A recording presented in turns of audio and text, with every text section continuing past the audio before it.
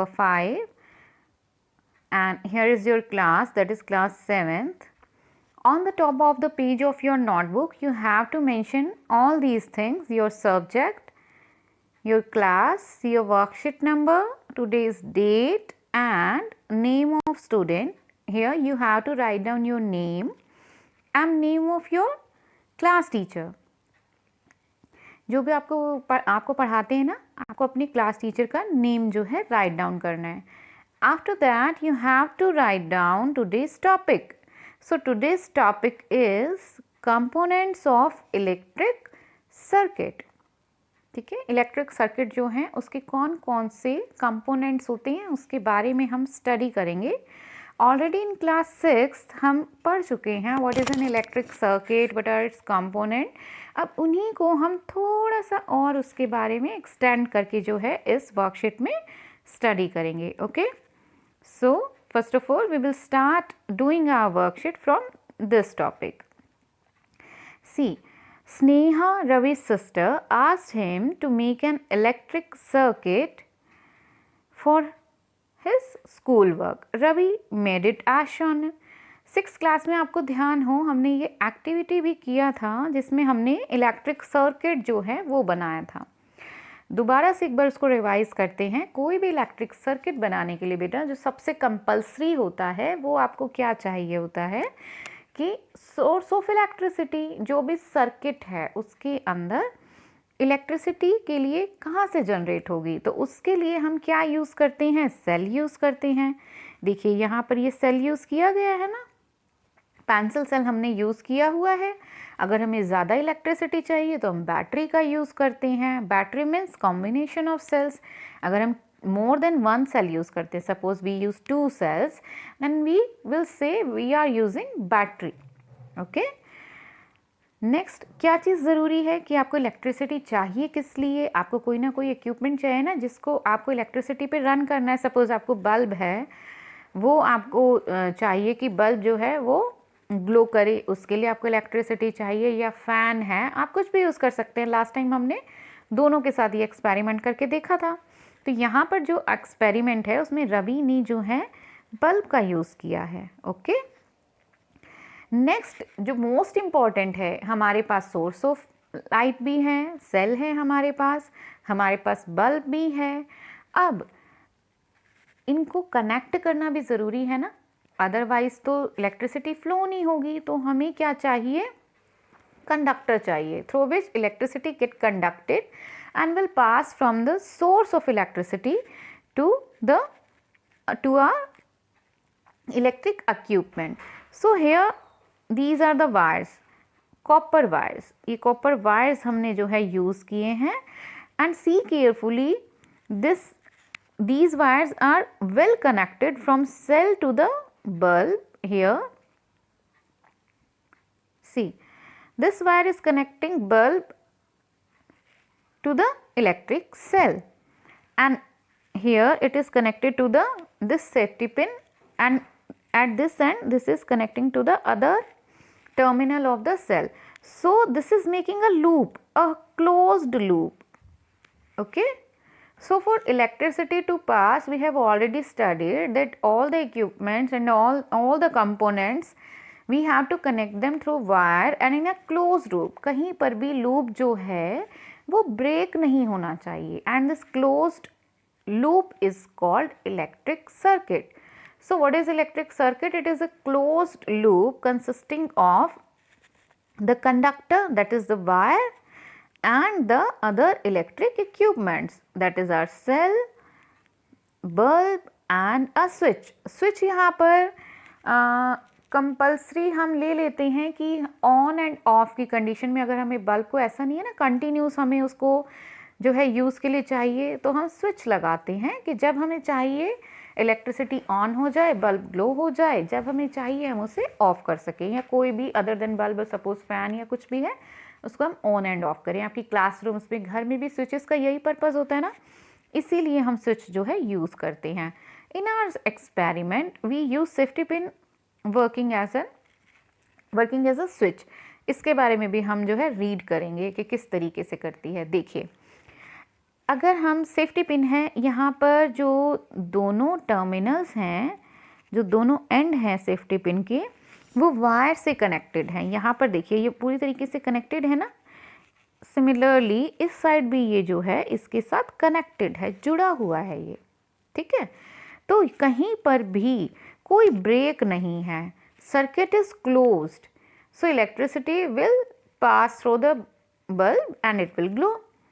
Now we will take the another case, in case अगर हम इस सेफ्टी पिन को ओपन कर देते हैं, ओके, लाइक हेयर, यहाँ पर आप देखिए, यहाँ पर इस तरीके से अगर हम ओपन कर देंगे, ये वायर जो है हम इसके साइड से हटा देते हैं, तो ये क्या होगा, वायर जैसे ही ब्रेक हो जाएगी, हट जाएगी, कनेक्शन लूज हो जाएगा। क्योंकि इस केस में क्या होगा, जो इलेक्ट्रिसिटी है वो इस वायर से यहाँ तक तो आएगी, लेकिन यहाँ पर जो है इस पॉइंट पे वो आगे पिन में पास नहीं हो पाएगी, पास नहीं होगी। यहीं पर ही अगर आगे इलेक्ट्रिसिटी नहीं जा रही है तो बल्ब भी ग्लो नहीं करेगा। सो इन केस में सर्किट को हम बोलते हैं सर्किट ब्रेक हो गया है, and this circuit is called open circuit. Open circuit अगर है तो कोई भी इक्विपमेंट वर्क नहीं करेगा, सॉरी इक्विपमेंट्स जो हैं अदर वर्क करेंगे, लेकिन बल्ब जो है वो ग्लो नहीं करेगा। फैन अगर है तो वो ऑफ स्टेट में रहेगा। तो स्विच जो है वो ऑन एंड ऑफ करने पे इस टाइप से वर्क करता है, राइट। सो अब हम आगे जो है नेक्स्ट देख लेते हैं। यहाँ पर इस टेबल को हम ध्यान से देखते हैं, इस टेबल में क्या दिखाया गया है। As we have already studied कि ये तो आपका जो है प्रैक्टिकली जो सर्किट जो बनता है वो दिखाया गया है, लेकिन जब हम इलेक्ट्रिक सर्किट्स कंपोनेंट्स के बारे में स्टडी करते हैं in our notebook, we can't draw that much drawings of cells, bulb and every equipment. It takes a lot of time. So we have just simplified that. And how we have simplified that? We have created the symbols for each of the electric component, and we use these symbols in place of drawing of these components. ठीक है, components की जगह हम उनके symbols जो हैं उनको हम ड्रॉ करते हैं। उससे ड्रॉ करना थोड़ा ईजी रहता है, टाइम भी सेव होता है, ठीक है। तो किस तरीके से करते हैं, एक बार हम इस इलेक्ट्रिक कंपोनेंट्स को देख लेते हैं, उनके लिए क्या सिंबल्स यूज हुए हैं, उसके बाद हम एक सर्किट भी स्टडी कर लेंगे। So first of all here is the symbol for electric cell. जो सेल है उसके लिए हम यहाँ पर ये वाला सिंबल जो है यूज करते हैं। Next is for the electric bulb. यहाँ पर आपको ये देखिए, यहाँ पर आपको जो है इलेक्ट्रिक बल्ब जो है उसका सिंबल दिखाया है। ये जो है इलेक्ट्रिक बल्ब का सिंबल है, ये अभी हमने रीड किया ही है। ये स्विच ऑन एंड ऑफ का है। इन केस देखिए यहाँ पर दोनों पिंस जो हैं वायर से कनेक्टेड हैं, तो ये सिंबल है। ये ऑफ का आपका कनेक्शन का सिंबल है। ये अभी मैंने आपको बताया, if we use more than 2 cells then it is called a battery. This is the symbol for battery, in which what we have done here, we have taken the 2 cells and they are connected by the wire. Okay, next this is wire। जो simple हमारी wire होती है वो copper wire होती है। उसके ऊपर जो रेड कलर से आपको दिखाई दे रहा है ना, दिस वन, ये रेड कलर का प्लास्टिक कवर होता है। किस लिए? करंट से हमें बचाने के लिए, कि वायर को अगर हम टच करेंगे तो करंट लग सकता है, लेकिन प्लास्टिक में से करंट पास नहीं होता है, तो हमें करंट से जो ये है प्रोटेक्शन देता है। वायर के लिए जब हम उसे यूज़ करेंगे सर्किट में, तो हम एक सिंपल जो है स्ट्रेट लाइन यूज़ कर लेते हैं। ओके, अभी यहाँ पर हम देखेंगे एक सर्किट जो ड्रॉ किया गया है, वो ये देखिए, ये हमारा सर्किट है जो हम नोटबुक में इलेक्ट्रिक सर्किट को ड्रॉ करते हैं। ये सिमिलर है आपका सर्किट जो कि ऊपर दिखाया गया है। ओके, ये तो जो है कंप्लीट जैसे ड्रॉ किया रवि ने वो सर्किट है ना, और उसको नोटबुक में जैसे दिखाएंगे ये वो वाला है। इसमें भी क्या है, एक हमारे पास बल्ब का यूज़ किया गया, this is the symbol for bulb. एक स्विच यूज़ किया गया है, this is the symbol for switch, and this is our symbol for electric cell. Okay, तो यहाँ पर भी 3 चीज़ें यूज़ हुई हैं। हमने सेल से कनेक्ट किया किसको, बल्ब को कनेक्ट किया स्विच के वन एंड से और स्विच के वन एंड को कनेक्ट किया हमने सेल के अदर एंड से। तो ये जो है ये कंप्लीट क्लोज लूप जो है वो बन गया है, which is called the closed circuit, and we have connected all these three components by using our conductor, that is our wire। ये देखिए ये जो है ये कंप्लीट जो ये कनेक्टेड है ये वायर है, वायर से हमने इन तीनों को कनेक्ट किया है और ये पूरी ही तरीके से जो है क्लोज्ड है। कहीं पर भी आप ध्यान से देखिए, कहीं पर भी पूरे में कहीं कोई ब्रेक नहीं है, सभी चीज़ें वेल कनेक्टेड हैं, ठीक है। क्योंकि ये वेल कनेक्टेड हैं तभी तो ये बल्ब देखिए ये ग्लो कर रहा है। ओके, अगर ये स्विच जो है यहाँ पर हम ऑफ की जगह ऑन की जगह ऑफ स्टेट में होता तो ये बल्ब जो है हम इसको ग्लो नहीं दिखाते, right. So this is our electric circuit. So now we will do our question answers. So our first question is,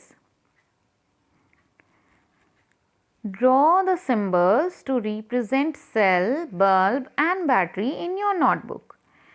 cell, bulb और बैटरी के सिंबल्स हमने अभी ऊपर करे हैं, इन्हें हमें नोटबुक में ड्रॉ करना है। Okay, second is what is an electric circuit. तो हम सेकंड क्वेश्चन जो है उसको एक बार हम रीड कर लेते हैं। This is your answer number 2। ये जो है ये आपका आंसर नंबर 2 है, इसको ही आपको यहाँ पर राइट डाउन करना है। ओके, सो एक बार हम इसको बहुत अच्छे से समझ लेते हैं कि कैसे क्या दिया हुआ है। देखिए, this is your answer number 2 and this is your question number 2। इसका ये आंसर है। ओके, देखिए करते हैं हम read. N electric circuit is a closed loop. Electric circuit क्या है? एक क्लोज लूप है। जैसे मैंने आपको बताया ना, ये कंप्लीटली क्लोज है, कहीं पे भी ब्रेक नहीं है, ठीक है। Which is made up of, किससे मिलके ये बना है? Conductor. I have already told you that wire is our conductor means through which electricity get conducted and get passes from the one electric component to the other. Okay, so here copper wire we have used, you can use other wire too.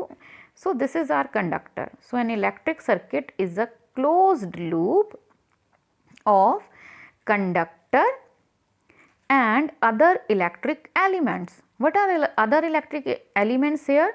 Our switch, our cell and bulb. Okay, through which electric current can flow, ठीक है, जिसमें से electric current जो है flow करे। Electric current कहाँ से flow करना स्टार्ट होगा? फ्रॉम आर सेल से इलेक्ट्रिक करंट जनरेट होगा और वो जो है throughout wire and bulb and switch सभी में से पास होगा।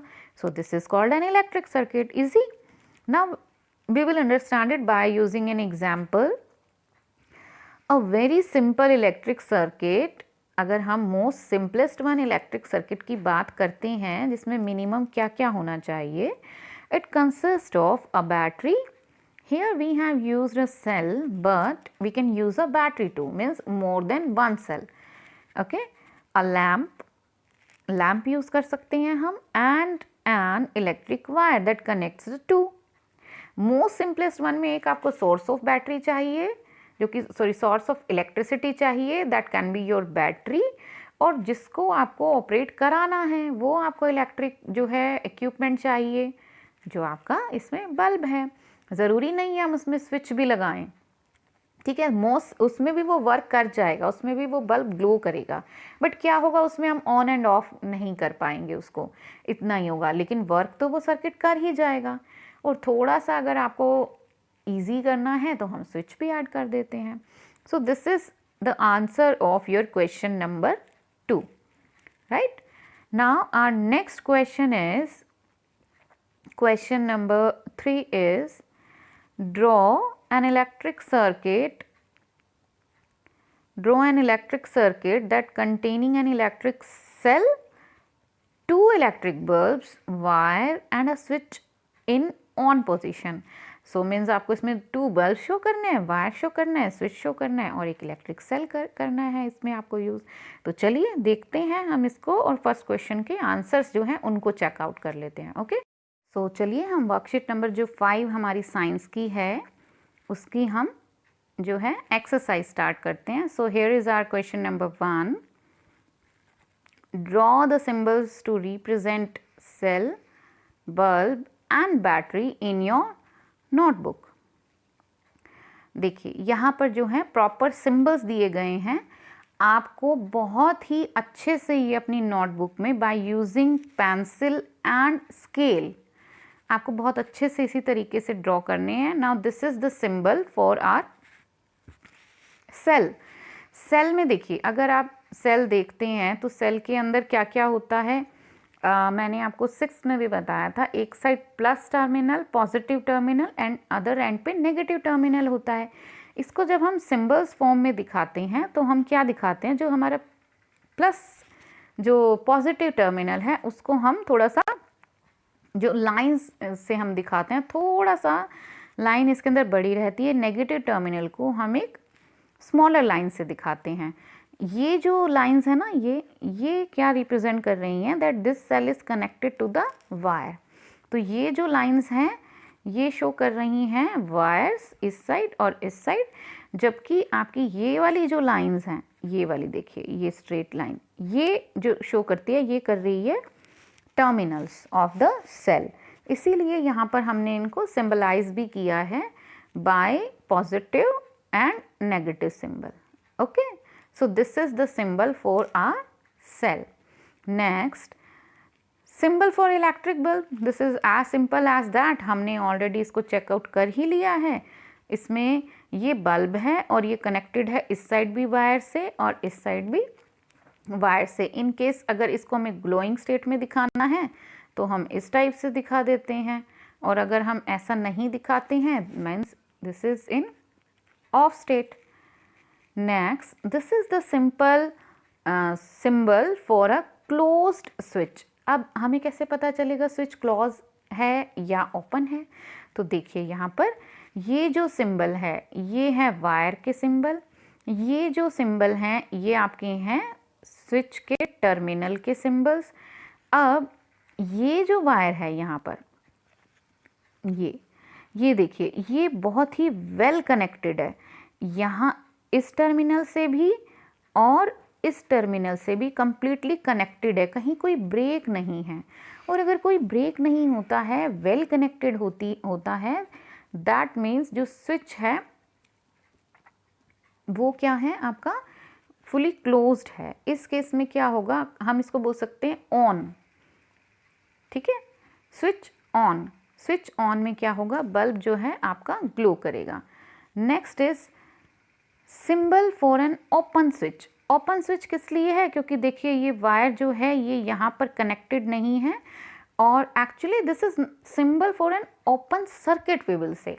ये ज़्यादा जो है अच्छा रहेगा, हम इसको क्या बोलेंगे, स्विच ऑफ, ठीक है। ये जो कंडीशन है ये किसकी है, स्विच ऑफ की, और सर्किट जो है वो हम क्या कहेंगे, circuit is open. Okay, so this is the symbol of O state of a switch for an open circuit, ठीक है। अब ये ओपन किस लिए है, ऑफ क्यों है, क्योंकि देखिए यहाँ पर तो ब्रेक हो गया, ठीक है, यहाँ पर ब्रेक हो गया। इलेक्ट्रिसिटी इस वायर से आएगी, इस वायर से यहाँ तक आएगी, लेकिन आगे इस वायर में ये पास नहीं हो पाएगी, क्योंकि यहाँ पे तो ये जो सर्किट है ये ब्रेक हो गया, ठीक है। तो ये ओपन स्विच का एग्जांपल है। नेक्स्ट क्वेश्चन नंबर 2 जो हम ऑलरेडी डिस्कस कर भी चुके हैं, आप यहाँ से इसको कर सकते हैं note down, what is an electric circuit. तो फटाफट से इसकी रीडिंग हम ले लेते हैं। Electric circuit is a close loop made up of conductors and other electric elements through which current passes, and the most simplest one I have already told you consists of a battery and a lamp and an electric wire to connect these two. Okay, so next question number 3 is we have to draw an electric circuit that containing an electric cell, 2 bulbs, wire and a switch in on position. तो ये आपका जो है answer number जो है 3 है। जिसमें देखिए क्या दिखाया गया है, यहाँ पर हमारा बल्ब नंबर 1 है, बल्ब नंबर 2 है, यहाँ हमने इलेक्ट्रिक सेल जो है वो यूज़ किया है, एंड सर्किट हमें कैसा शो करना था, ओपन करना था।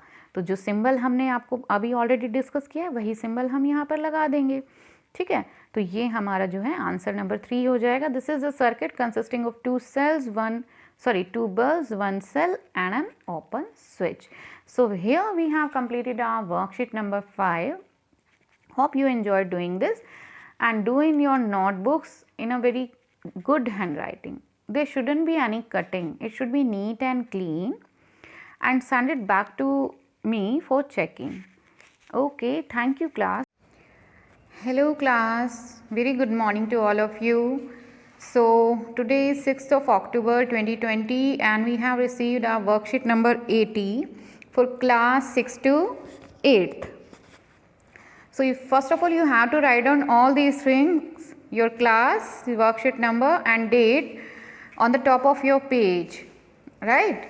Next you have to write down your name and name of your class teacher. Here CT means your class teacher. And so let's start doing our worksheet. So our today's topic is pollution. So first of all, what is pollution? आपने काफ़ी बार सुना हुआ होगा ना term pollution के बारे में। तो pollution होता क्या है? देखिए pollution क्या होता है, जो हमारे अराउंड हमारा एटमॉस्फेयर है, हमारा एनवायरनमेंट है, उसमें क्या होता है, हार्मफुल कोई भी चीज़ अगर इंटरमिक्स हो जाती है तो हम बोलते हैं कि यार एनवायरनमेंट गेट पॉल्यूटेड, हमारा एनवायरनमेंट पॉल्यूट हो गया है, right. So environment means air, water, land, animals, birds and plants, trees, ये सभी मिलकर हमारा एनवायरनमेंट बनाते हैं, राइट। एंड हार्मफुल क्या मिक्स हो सकता है, सोचिए आप।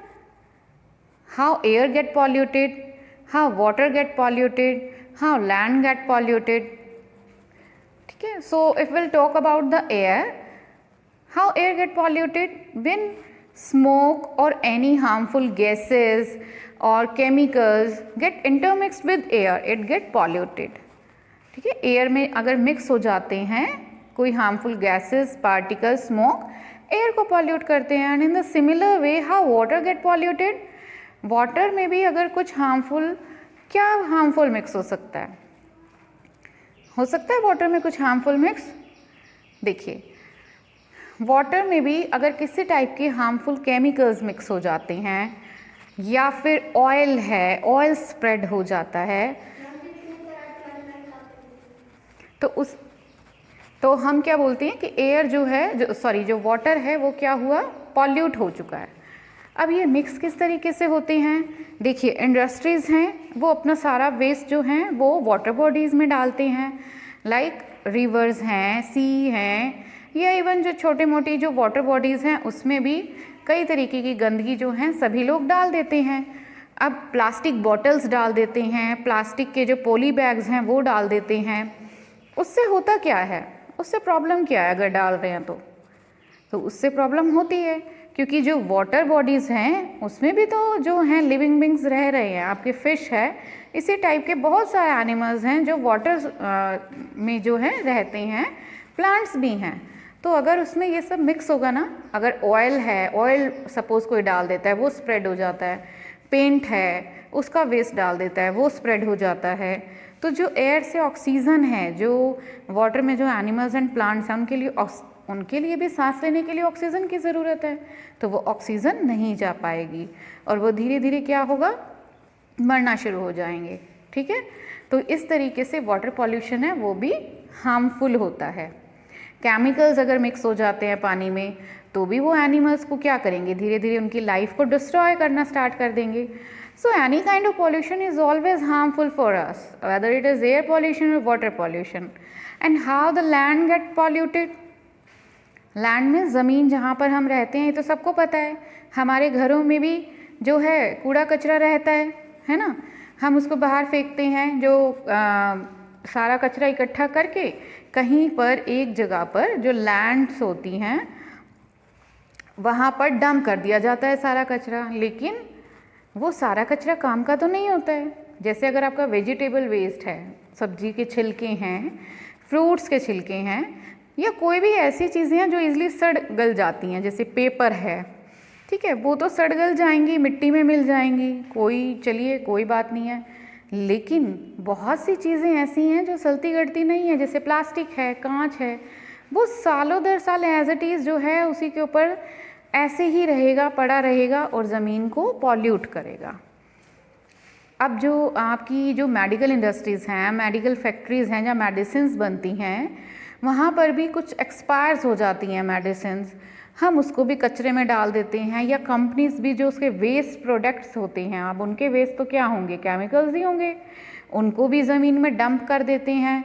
अब वो कहाँ जाएंगे, वो तो ज़मीन में मिल के नीचे चले जाएंगे। अब ज़मीन के नीचे पानी होता है, पानी में मिक्स हो सकते हैं, वही पानी हमारे पीने में यूज़ होता है, तो वो केमिकल्स हमारी बॉडी में आ जाएंगे, तो ये हमारे लिए हार्मफुल है ना। सो इसको भी हम क्या बोलते हैं, land pollution, right. So next एक बार हम इसको फटाफट से रीड कर लेते हैं, अगर इसमें कुछ डिफरेंट होगा तो हम उसको देख लेते हैं। We will start reading from here. Pollution is the introduction of harmful material into the environment. ये मैंने आपको बताया ही है, अगर कुछ भी हार्मफुल जो है वो मिक्स हो जाता है एनवायरनमेंट में तो वो पॉल्यूशन है। It makes land, water, air dirty, गंदा कर देते हैं एयर को, लैंड को और वाटर को, and make them unsafe and unsuitable for use. Unsafe तो है ही क्योंकि वो हमारे लिए नुकसान में है, अनसुटेबल मतलब वो पीने के लायक पानी नहीं है, यूज़ के लायक हवा नहीं है। अब एयर का तो फ्रेश होना बहुत ज़रूरी है ना, क्योंकि हम ब्रीथ किस रीज़न से करते हैं, हम एयर से ही करते हैं। So pollution effects are health and environment adversely. Adversely means बुरे तरीके से, बैडली जो है हमारे एनवायरनमेंट को तो इफेक्ट कर ही रहे हैं। And if our environment get polluted then definitely our health will also get affected, we will get ill. धीरे धीरे बीमार रहना हम शुरू कर देंगे, ठीक है, हमारी हेल्थ जो है वो डाउन जाना जो है स्टार्ट कर देगी। Many human activities pollute our environment. Many human activities, जैसे मैंने आपको बताया कि हम लोग ही कचरा बाहर फेंकते हैं, ध्यान नहीं रखते हैं किस तरीके का कचरा है, उसको हमें बाहर ऐसे डंप करना है, नहीं करना है। फैक्ट्रीज़ हैं, वो भी जो वेस्ट मटेरियल है पानी में भी डालते हैं, ज़मीन में भी डालते हैं, नहीं सोचते हैं। फैक्ट्री से जो चिमनी से इतना धुआं निकलता है वो एयर को पॉल्यूट करता है। तो ये सारे काम करता कौन है, ह्यूमन्स ही करते हैं ना, उन्हीं की एक्टिविटी की वजह से जो एनवायरनमेंट है वो पॉल्यूट होता है। सो air pollution is caused by the smoke coming out of the vehicles, factories. देखिए व्हीकल्स हैं, इतने चल रहे हैं, उनसे भी धुआं निकलता है, फैक्ट्रीज से भी निकलता है, और उसी की रीज़न से क्या होता है, एयर पॉल्यूट होती है। So next we will study about the types of pollution are given here. 4 types are given. First of all is air pollution, मैंने अभी आपको बताया ही है, land pollution, water pollution, and the last one is noise pollution. हाँ जी, noise की वजह से भी पॉल्यूशन होता है। किस तरीके से होता है, देखिए जो साउंड होती है वो भी 2 टाइप्स की होती है। एक होती है प्लीजेंट साउंड, जिसको सुन के हमें खुशी मिलती है, लाइक आर म्यूज़िक। अब वो म्यूज़िक भी कैसा होना चाहिए, सॉफ्ट होना चाहिए, ज़्यादा लाउड नहीं होना चाहिए, है ना। एक साउंड ऐसी होती है जो हमें परेशान कर देती है, इरिटेट कर देती है, ठीक है।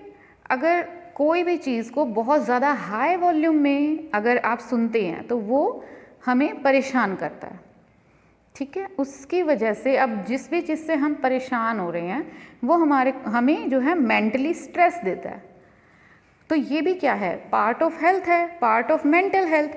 तो हमारी मेंटल हेल्थ जो है डिस्टर्ब होती है नॉइस की वजह से, और कोई भी चीज़ जो हमारी हेल्थ को इफ़ेक्ट कर रही है उसे हम पॉल्यूशन बोलते हैं।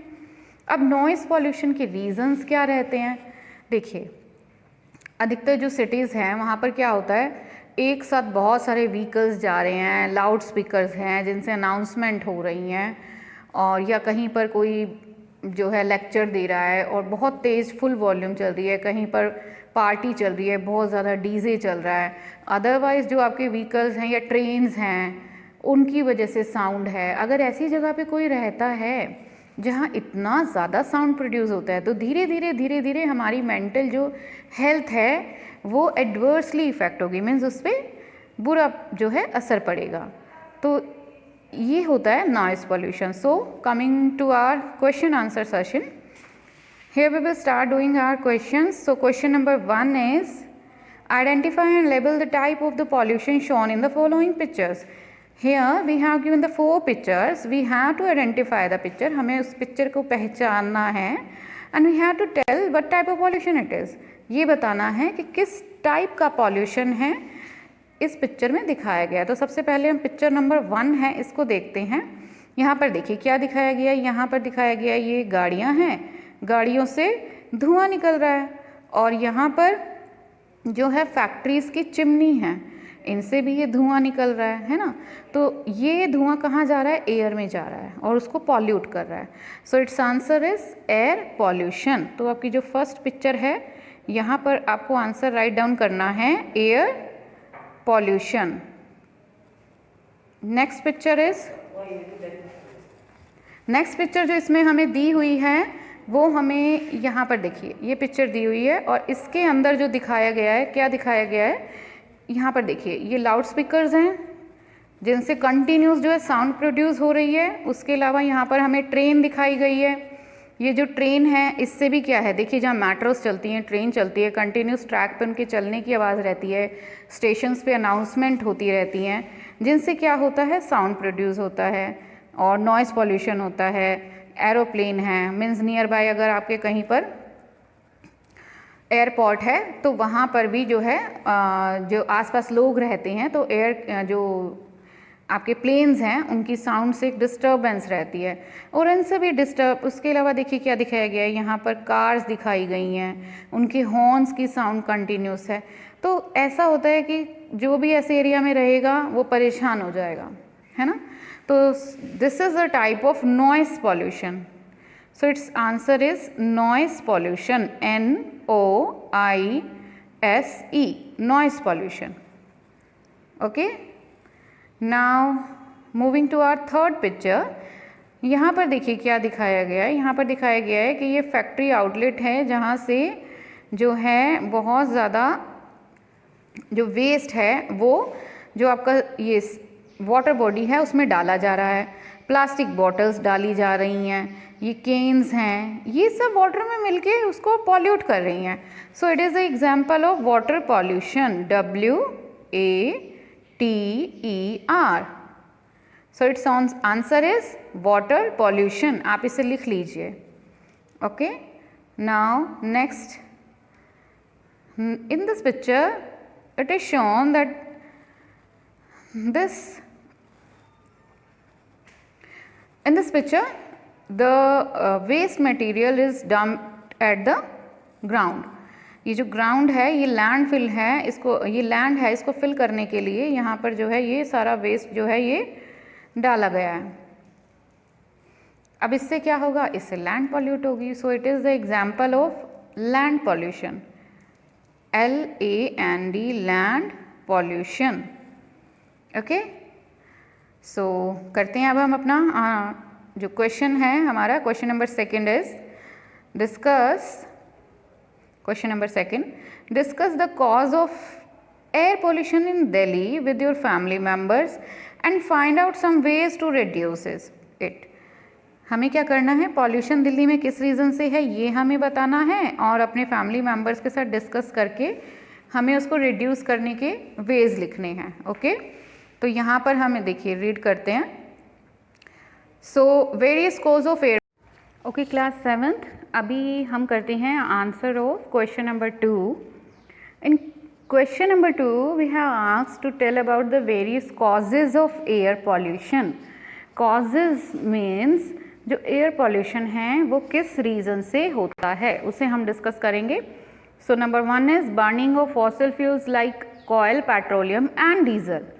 जो फॉसिल फ्यूल्स होते हैं ये कोयल, पेट्रोल, डीजल, इनसे व्हीकल्स रन होते हैं या जहाँ भी हम इनको कंज्यूम करते हैं इनसे क्या निकलता है, स्मोक निकलता है, धुआं निकलता है, जिससे एयर जो हमारी है वो पॉल्यूट होती है। Second reason is agriculture activities. देखिए दिल्ली में जो मेजर रीज़न है specially in October and November, ये 2 रीज़न से होता है, जिसमें से मेन है एग्रीकल्चर एक्टिविटी, जो कि पराली का नाम आपने सुना हुआ होगा। जो भी हमारी क्रॉप्स है, जब उनकी कटिंग हो जाती है तो ज़मीन में जो उनका नीचे का जो पार्ट रह जाता है उसको जलाया जाता है, और उससे वो क्या है, इट्स वुड, और वुड लकड़ी जब भी वो जलेगी तो उससे बहुत ज़्यादा स्मोक होता है, धुआं होता है, और बहुत ज़्यादा पॉल्यूशन जो है वो फैल जाता है। ठीक है, तो ये मेजर रीज़न है दिल्ली में पॉल्यूशन का। अदर देन दैट, दिवाली पर आप क्रैकर्स जो हैं वो भी बर्न करते हैं, पटाखे आप जलाते हैं, जिसकी वजह से पॉल्यूशन होता है। थर्ड कॉज होता है वेस्ट इन लैंडफिल्स। वेस्ट इन लैंडफिल्स का मतलब है कि जो ज़मीन है, मिट्टी है, उसमें हम वेस्ट डालते हैं, उससे होता है। नंबर 4 है exhaust from factories and industries. Exhaust का मतलब धुआं, फैक्ट्री से, इंडस्ट्री से धुआं निकलता है, उससे होता है। Next 5th point is mining operation causes the smoke in air. Mining operation का मतलब होता है जहाँ पर भी खुदाई का काम चलता है, जैसे देखिए कोयला है, कॉयल, उसकी खुदाई के लिए कॉयल माइंस होती हैं। जब खुदाई होती है तो बहुत टूट फूट होती है, जिससे कि कॉयल के जो पार्टिकल्स हैं वो एयर में स्प्रेड हो जाते हैं। एंड व्हेन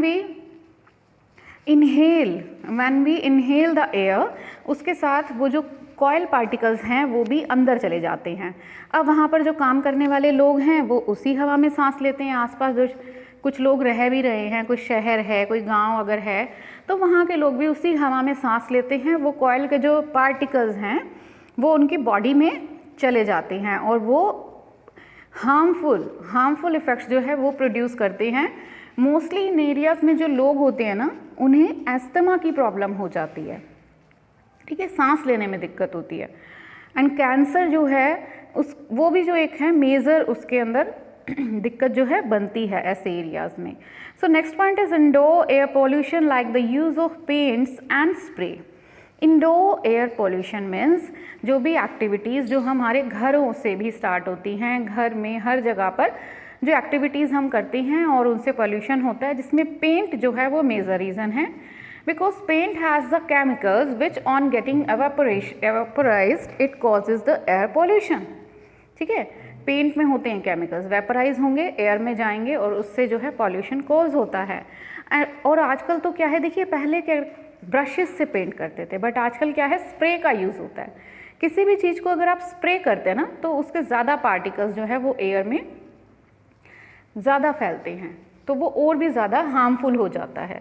तो चाहे आप कुछ भी यूज़ कर रहे हैं, आइदर इट इज़ पेंट्स और पेस्टिसाइड्स और एनी अदर केमिकल जिसमें आप स्प्रे का यूज़ कर रहे हैं, वो हार्मफुल है and it causes the air pollution. Now point number 7 is natural events like the volcano eruptions and forest smoke. यहाँ पर हम पढ़ते हैं volcano eruption and forest smoke क्या होता है। देखिए volcano होता है हिंदी में आप पढ़ते होंगे ज्वालामुखी। ज़मीन से जब लावा निकलता है ना, ठीक है, वो बहुत ज़्यादा हाई टेम्परेचर होता है ज़मीन के नीचे, और जब वो निकलता है उसका टेम्परेचर भी बहुत ज़्यादा हाई होता है। जब वो निकलता है तो उसके साथ बहुत हार्मफुल गैसेस भी निकलती हैं। इतनी हार्मफुल गैसेस जो हैं वो वहाँ के जो एयर है उसको टोटली उसमें मिक्सअप होकर उसको पॉल्यूट कर देती हैं, ख़राब कर देती हैं। Next is forest smoke. अभी देखिए रिसेंटली आपने सुना भी होगा, ऑस्ट्रेलिया जो है उसके जो फॉरेस्ट है उसमें फायर कैच हो गया था। फायर लगने से क्या है, अब ये दोनों क्या हैं, ये नेचुरल इवेंट है। नेचुरल इवेंट का मतलब होता है जिसमें ह्यूमन एक्टिविटीज़ इन्वॉल्व नहीं है, हम लोगों ने नहीं किया, वो बाय नेचर जो है हो गया। जैसे वोल्केनो है, अब लावा जब निकलता है उसमें हम लोग तो कुछ नहीं करते, वो नेचुरली निकल रहा है। उसी तरीके से अगर फॉरेस्ट में किसी तरीके से आग लग जाती है, मेनली तो क्या है, किस रीज़न से, मान लीजिए ऊपर से आसमान से कोई बिजली है, कोई वो गिर जाती है, या किसी टाइप का फ्रिक्शन क्रिएट होता है कि थोड़े से पार्ट में फायर कैच कर गया। अभी फॉरेस्ट में क्या है, फॉरेस्ट में तो सभी जगह वुड है, ठीक है, ट्रीज़ हैं ना, ट्रीज़ हैं, प्लांट्स हैं। सो वुड तो जो तभी फायर कैच कर लेती है, तो चाहे छोटे से एरिया में लगे, लेकिन एक बार अगर फायर लग गई है फॉरेस्ट में तो वो पूरे फॉरेस्ट में फैलती चली जाती है, और उससे इतना ज़्यादा स्मोक निकलता है, बहुत ज़्यादा एयर पॉल्यूट हो जाती है। Point number 8 is smoke from factories. Smoke from factories मैंने आपको बताया ही है। फैक्ट्री से जो स्मोक निकलता है उससे पॉल्यूशन होता है। Now next part of our question number 2 is ways to reduce air pollution. Air pollution को रिड्यूस कम कैसे किया जाए? So first point is using more public transportation like metro trains and bus rather than cars. देखिए, suppose in a city, हम Delhi city में ही एक area की बात कर रहे हैं जहाँ पे 100 पीपल जो है रह रहे हैं। सभी अगर अपनी बाय कार जाएंगे तो एक साथ 100 कार्स जो है वो रोड पर होंगी, ठीक है। लेकिन अगर वही 100 के 100 लोग कार ना लेके वो मेट्रो का यूज़ करते हैं या बस का यूज़ करते हैं सपोज, ठीक है। अगर एक बस में सपोज 30 भी चले जाते हैं लोग, तो हद से 3 या 4 बसेस में सभी ट्रैवल कर सकते हैं। तो एक तरफ तो 100 कार्स और एक तरफ 3 और 4 बसेस, तो पॉल्यूशन किस केस में कम होगा? बसेस में ना। तो 100 कार्स जो हैं उससे पॉल्यूशन बहुत ज़्यादा क्रिएट हो जाएगा। इसीलिए हमें अपने पर्सनल व्हीकल्स का जहाँ तक हम अवॉइड कर सकते हैं हमें अवॉइड करना चाहिए और पब्लिक ट्रांसपोर्टेशन का यूज़ करना चाहिए। मेट्रो एंड ट्रेन है उनसे तो और भी लेस पॉल्यूशन होता है, बिकॉज अभी तो जो है इलेक्ट्रिकल जो ट्रेन्स हैं वो इलेक्ट्रिकल है, उसमें तो धुआं बहुत बहुत कम होता है in comparison to the cars. So इससे हम पॉल्यूशन रिड्यूस कर सकते हैं। So point number 2 is using the electric and CNG vehicles और the petrol and diesel running vehicle. देखिए, petrol and diesel running vehicle है उसमें स्मोक ज़्यादा प्रोड्यूस होता है, CNG में उनसे कम होता है और इलेक्ट्रिक में बिल्कुल कम होता है। तो हमें CNG एंड इलेक्ट्रिक व्हीकल्स का यूज़ करना चाहिए। Point number 3 is using the LPG in place of oil और वुड एज फ्यूल। घरों में जो चूल्हे आज भी जलते हैं उसके अंदर लकड़ी का यूज़ होता है, वुड का यूज़ होता है, जो बहुत ज़्यादा स्मोक क्रिएट करता है। इन कंपैरिजन अगर हम गैस सिलेंडर्स यूज़ करते हैं तो गैस सिलेंडर जो आपके घरों में सिलेंडर्स आते हैं ना उसमें LPG गैस होती है, liquefied petroleum gas, LPG gas उसमें यूज़ होती है। अब आप घरों में जब भी ऑन करते हैं गैस को, आप बर्नर को ऑन करते हैं तो आप देखिए उसके अंदर किसी तरीके का स्मोक नहीं प्रोड्यूस हो रहा है। अगर थोड़ा बहुत है भी तो वो ऑलमोस्ट नेग्लिजिबल है in comparison to the use of wood, ठीक है। लकड़ी के कंपैरिजन में गैस में बहुत कम स्मोक है। तो ये इस तरीके से हम रोक सकते हैं air pollution. Next point is limiting the agriculture activities like पराली बर्निंग। अगर हम गवर्नमेंट जो है कुछ ऐसे रूल रेगुलेशंस बना देती है, पनिशमेंट्स हालांकि बनाती भी है, पनिशमेंट्स जो हैं वो भी इसके अंदर हैं, लेकिन उसके बाद भी पराली जो है बहुत ज़्यादा जलाई जाती है। रूल रेगुलेशन बनाने की बजाय गवर्नमेंट को कुछ वेज भी अगर जो इस तरीके के निकाले जाएं कि हमें जलाने की ज़रूरत ना पड़े, तो उससे भी हम पॉल्यूशन जो है रिड्यूस कर सकते हैं। Setting up factories outside the city. हम जो फैक्ट्रीज़ हैं अगर उनको देखिए, फैक्ट्रीज़ में क्या होता है, अलग अलग जो प्रोडक्ट्स हैं वो मैन्युफैक्चर होते हैं ना। अब हम सभी प्रोडक्ट्स की प्रोडक्शन को स्टॉप तो नहीं कर सकते, फैक्ट्रीज तो हमें लगाने पड़ेंगे, लेकिन फिर हम पॉल्यूशन को कैसे कम कर सकते हैं? जहाँ पर लोग रह रहे हैं, जहाँ सिटीज़ हैं उसके अंदर फैक्ट्रीज ना लगा के आउटर एरिया में लगा दे जहाँ पर बहुत ज़्यादा लोग पॉपुलेशन जो है नहीं रह रही है, ताकि स्मोक जो है वो हमारी हेल्थ को नुकसान ना दे। सेकेंडली क्या किया जा सकता है, फैक्ट्रीज़ में ऐसे इक्विपमेंट्स लगाने के लिए गवर्नमेंट को रूल्स बनाने चाहिए जिनसे कि पॉल्यूशन कम से कम क्रिएट हो। तो इस तरीके से हम एयर पॉल्यूशन को रिड्यूस कर सकते हैं। So this is your today's worksheet total solution. इसको अपनी नोटबुक में कंप्लीट कीजिए और मुझे चेकिंग के लिए भेजिए। होमवर्क आपका एकदम नीट एंड क्लीन होना चाहिए। Okay, so enjoy doing your worksheet. Thank you class.